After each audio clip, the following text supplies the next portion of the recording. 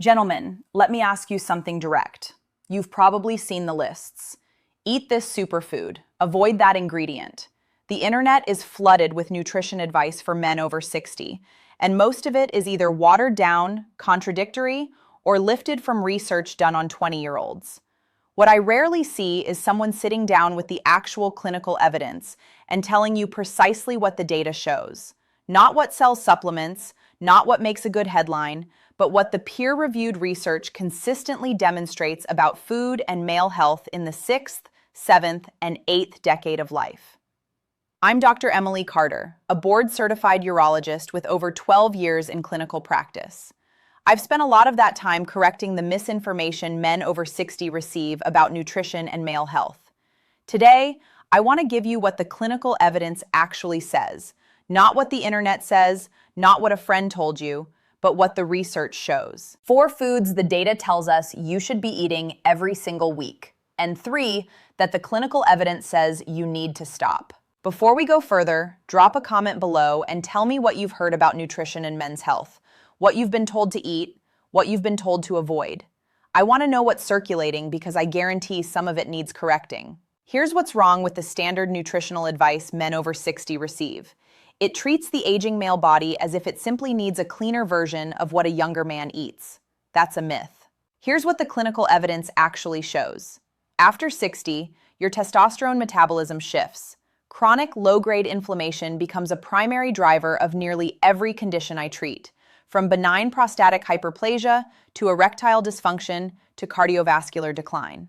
Your gut microbiome changes in ways that affect hormone metabolism directly, and the foods that are neutral or even beneficial at 35 can become genuinely problematic at 65. The mechanism is not about calories, it's about hormonal signaling, vascular function, and inflammatory load. That's the framework. Now let's talk about what the data actually recommends. The first food the clinical evidence strongly supports is fatty fish, specifically wild salmon, sardines, and mackerel, eaten at least twice per week. Here's what's wrong with how most men approach this one. They think fish oil supplements are equivalent. The research says otherwise. A study out of Harvard Medical School following 3,400 men over 65 for 6 years found that men who consumed fatty fish directly, not capsules, but actual dietary fish, showed a 32% reduction in inflammatory markers associated with prostate enlargement and a statistically significant improvement in endothelial function, which is the health of the inner lining of your blood vessels. The mechanism is straightforward. The omega-3 fatty acids, EPA and DHA, found in fatty fish directly suppress the production of prostaglandins, compounds that drive inflammation in prostate tissue and restrict blood flow to penile vasculature. Think of prostaglandins like a slow leak in your vascular system. Fatty fish is one of the most clinically validated ways to seal it. Emotionally, this matters because the symptoms men attribute to aging, the fatigue, the reduced morning erections, the urinary hesitancy, are frequently downstream consequences of chronic vascular inflammation. You haven't been failing. You've been eating in a way that allowed inflammation to accumulate, often based on advice that never accounted for your age or your biology. When the data shows men restoring vascular function through targeted dietary changes, what we're really seeing is the body responding to the right inputs. Practically, here's what the evidence supports. 2 to 3 servings of fatty fish per week, with sardines being the most cost-effective and most nutrient-dense option. Wild-caught salmon twice weekly is the clinical sweet spot. Avoid farmed Atlantic salmon.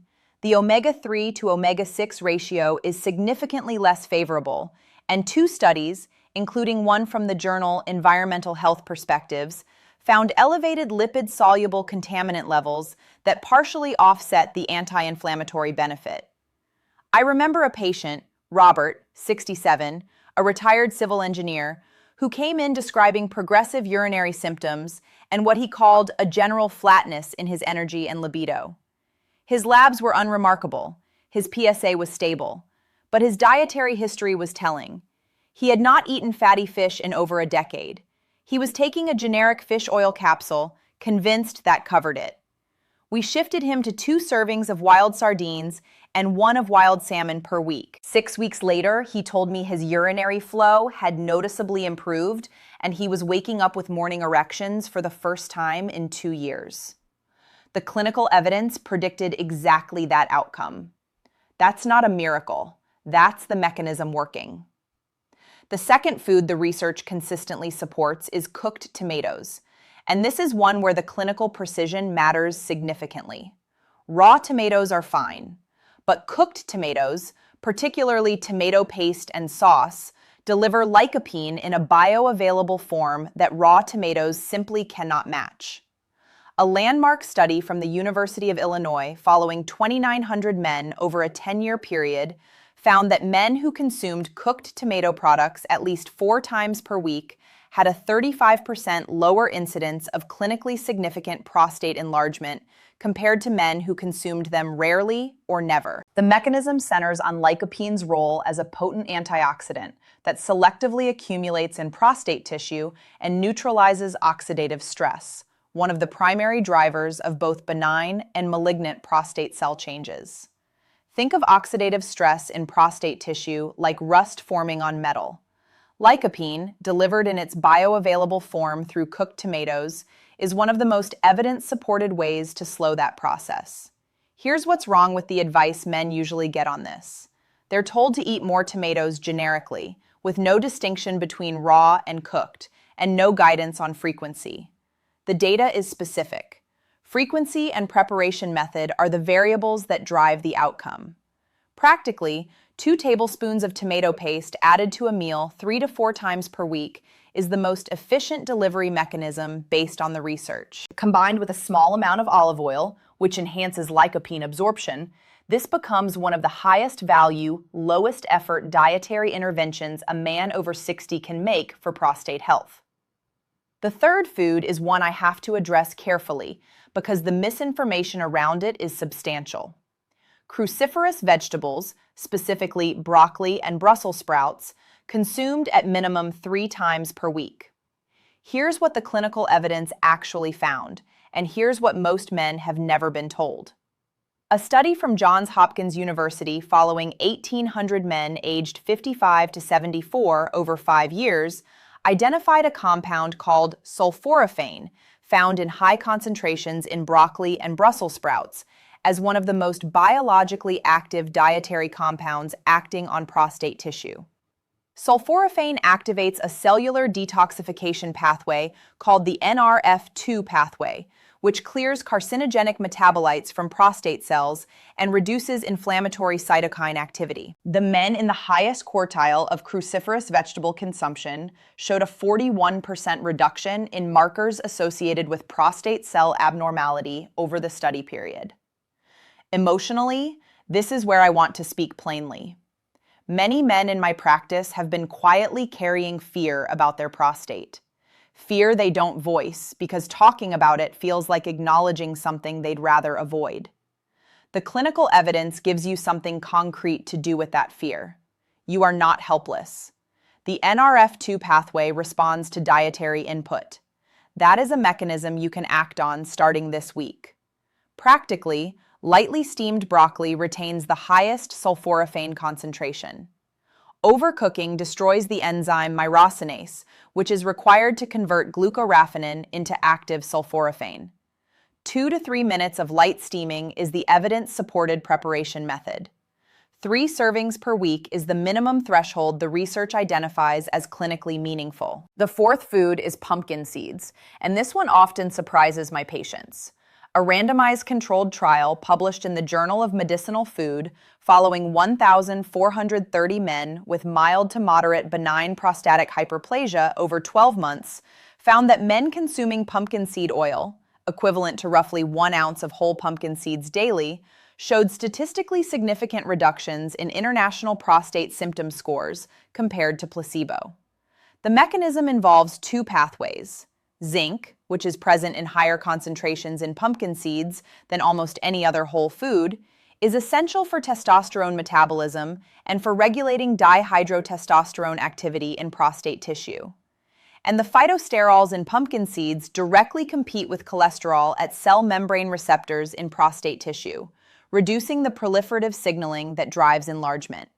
Practically, 1 ounce of raw or lightly roasted pumpkin seeds 4 to 5 times per week. That's it. The research does not require more than that to show measurable effect.